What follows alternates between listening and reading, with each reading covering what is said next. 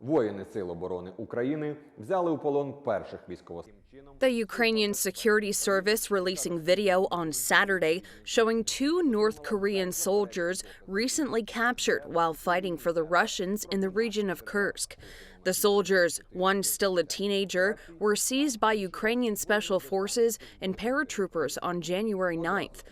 One of them holding a military document issued in the fall of 2024 with the name of another person registered in Russia. Ukrainian President Volodomir Zelenskyy making a statement on X saying, quote, "This was not an easy task. Russian forces and other North Korean military personnel usually execute their wounded to erase any evidence of North Korea's involvement in the war against Ukraine." A doctor interviewed for a security service video, who was not named and had his face blurred, said one of the soldiers had a facial wound and would be treated by a dentist, while the other soldier had an open wound and a lower leg fracture. Zelenskyy adding on X, quote, "As with all prisoners of war, these 2 North Korean soldiers are receiving the necessary medical assistance. I have instructed the security service of Ukraine to grant journalists access to these prisoners.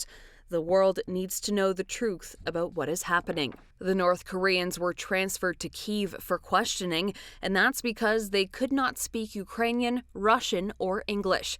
Their questioning was being done in Korean with the help of South Korea's NIS intelligence agency. One of the soldiers said he had been in the North Korean military and thought he was being sent to Russia for training rather than combat. According to Ukraine and its Western allies, North Korean troops entered the war on Russia's side in October, with estimated numbers at 10,000 soldiers. Last week, U.S. Secretary of State Antony Blinken said more than 1,000 North Korean forces had been killed or wounded in Kursk in the last week of December. Ukraine has renewed its offensive on Kursk over the last 7 days, where its troops have been holding territory after launching a shock incursion last summer. Although Kyiv's troops quickly advanced through Kursk in the summer, Russia eventually managed to push the forces back. The lines had been mostly static for weeks before Ukraine's latest push. For City News, I'm Madison Fitzpatrick.